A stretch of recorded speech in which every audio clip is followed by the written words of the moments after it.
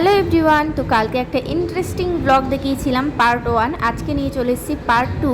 বোনের খ্রিস্টান মতে বিয়ে হয়েছে, অথচ আমরা বাঙালি। তো কিভাবে বিয়ে হলো না হলো সেই সব কিছু আজকের ভিডিওতে পুরোটাই তোমাদের সাথে শেয়ার করব। কাল ভিডিওটা যেখান থেকে শেষ করেছিলাম আজ সেখান থেকে শুরু করছি। এই যে বোনকে নিয়ে যাচ্ছি বিয়ে দিতে। হ্যাঁ, বোনকেই নিয়ে যাচ্ছি বিয়ে দিতে, ঠিকই শুনেছ।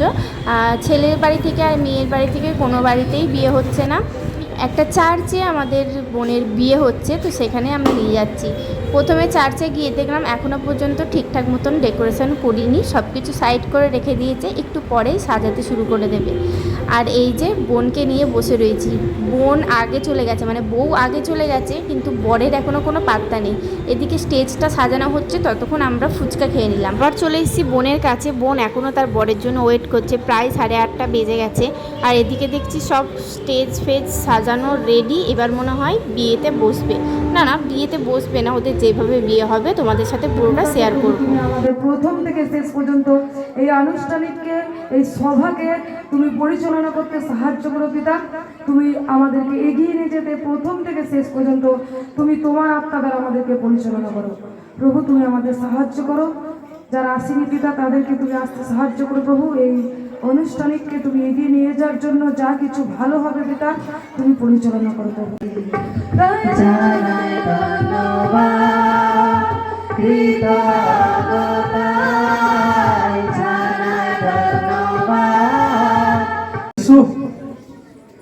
হালেলুয়া,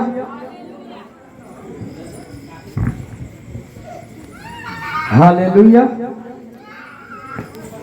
যতজন ব্যক্তি আমরা এই জায়গায় উপস্থিত হয়েছি, যারা গুরুজন আছেন বা যারা যুবক যুবতী আছেন, আমি সকলকে বলবো এই টাইম এখানে ঈশ্বরের উপস্থিত টাইম, তাই জন্যে সকলকে শান্ত হতে বলবো।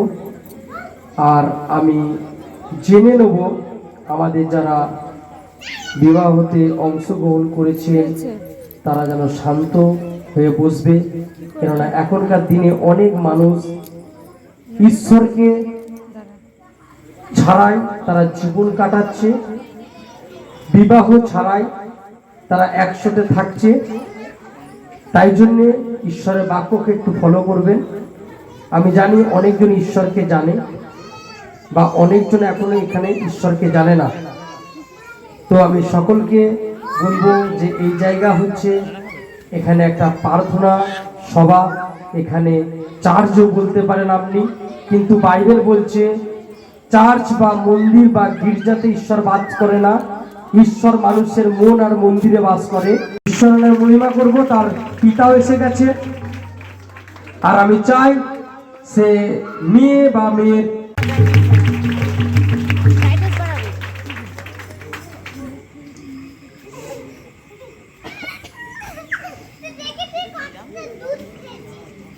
হালেলুয়া। পার্সোনাল প্রার্থনা, আপনারা হাঁটুতে এসে চোখ বন্ধ করে ঈশ্বরের কাছে প্রার্থনা করুন। আর আপনাদের পর আমি সাহায্য করতে পারি, একটু আসতে পারি, ছেলে মেয়ে।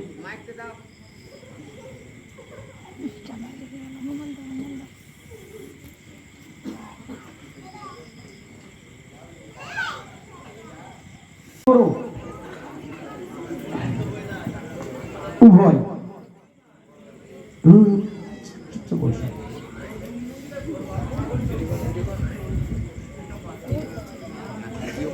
আমি তোমাদের দুজনকে কিছু জিজ্ঞেস করব, তারপর বিয়ে আরম্ভ করব। প্রথমে ছেলের মুখে ধরবো মাইক্রোফোনটা। বিকাশ দলুই বা বিকাশ বলছি আমি। বিকাশ, তুমি কি দিশা নামে এই যুবককে বিয়ে করে তোমার বধূ বলে গ্রহণ করবে? কন্যার নাম হচ্ছে দিশা মালিক। আমি দিশা বলছি। দিশা, তুমি কি বিকাশ দলুইয়ের নামে এই পুরুষকে বিবাহ করে তোমার স্বামী রূপে বরণ করে নেবে? হ্যাঁ। আপনি কি রেডি আছেন কন্যা দান করার জন্য? হ্যাঁ। আপনাকে আমি কিছু জিজ্ঞেস করব বা আপনাকে আমি কিছু বলবো, সেইটা আপনাকে বলতে হবে। দিশা মালিককে মালিককে আজকে আজকে 2024 2024 জুলাই মাসের জুলাই মাসে 23 তারিখে 23 তারিখে মঙ্গলবারে মঙ্গলবারে 9টা 10-এ 9টা 10-এ আমার আমার বৈধ বৌদ্ধ পত্নী রূপে পত্নী রূপে গ্রহণ করছি। গ্রহণ করছি। এখন থেকে সম্পদে সম্পদে বিপদে সুখে দুঃখে সুস্থতায় বা পীড়ায় জীবন বলো দিশা দিশা তোমাকে আমার ভার্যা বলে আর্যা বলে গ্রহণ করছি। তোমাকে আমার সহধর্মীয় বলে সহধর্মীয় বলে সম্মতি দিচ্ছি। বলো বিকাশ তোমাকে আমার স্বামী বলে গ্রহণ করছি। বলো আমি শ্রী বিকাশ দলুই আমি শ্রী বিকাশ দলুই পবিত্র ঈশ্বরকে উপাসনালয়ে উপস্থিত আত্মীয় বন্ধু গুরুজনেদের সাক্ষী মেনে সর্বক্ষণে বলছি দিশা আজ তোমাকে 2024 জুলাই মাসে 23 তারিখে মঙ্গলবার 9টায় আমার বৈধ পত্নী রূপে গ্রহণ করছি।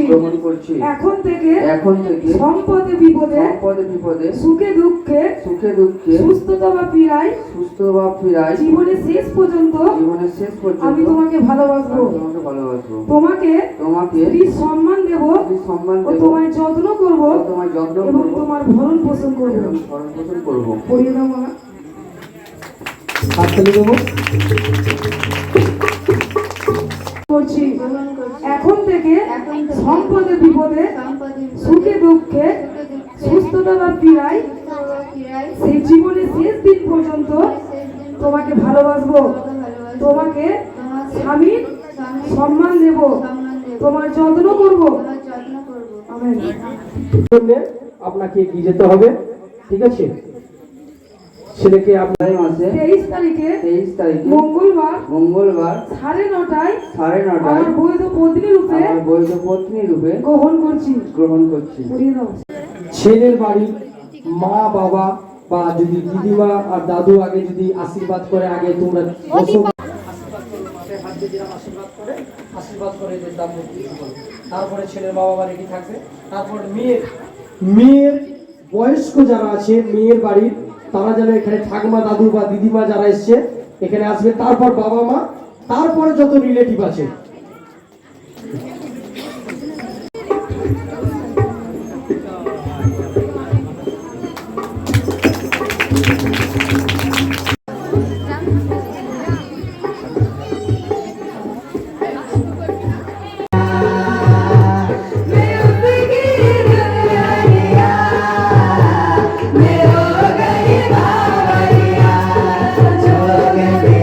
ফোনে বিদায় আর কান্নাকাটি সারার পর আমরা খেতে বসে পড়েছি। আর ভিডিওটা কেমন লাগলো তোমরা অবশ্যই আমাকে জানিও। টাটা।